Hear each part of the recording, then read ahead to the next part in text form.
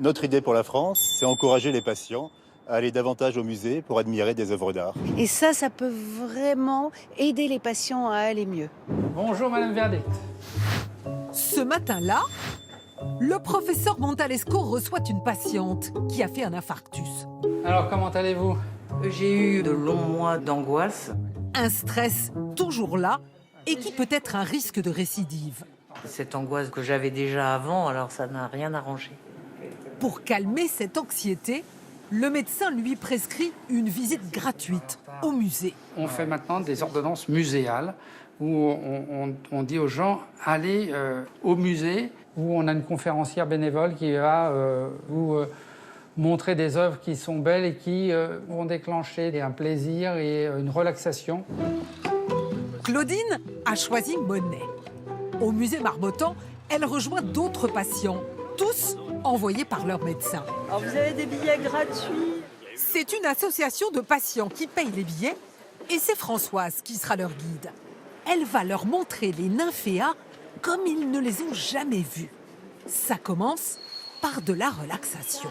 On va s'emplir de ce bleu, de ce violet. Et on sent ces couleurs qui montent en nous et on les accueille.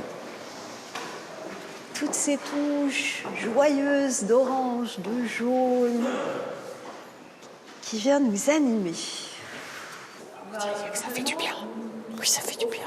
C'est un type de visite que j'appelle respiration d'art. On est en train de développer ce nouveau type d'approche des œuvres d'art pour pouvoir comprendre autrement, peut-être un peu moins intellectuellement et un peu plus dans nos ressentis. Et à en croire les patients, ça fonctionne. Dans mon quotidien, on va dire, assez angoissant parfois avec la maladie cardiaque, etc. Je trouve que c'est plutôt apaisant. Dans le tourment de la vie, c'est des moments de répit, des moments de calme. Comment un tableau peut-il agir sur notre corps? Ce cardiologue et cette neuropsychologue nous proposent une expérience. Je vais vous mettre 2 petites électrodes. Ils enregistrent nos battements cardiaques et nous invitent à regarder une œuvre d'art. Je vous montre ce joli tableau de Degas qui est un paysage. Donc promenez-vous dans ce tableau. Très vite, le tableau agit. Votre cœur s'est ralenti. Très probablement, vous êtes repassé dans un état beaucoup plus serein. Et ce n'est pas tout. Il y a aussi une libération de dopamine qui vient lutter contre l'hormone du stress.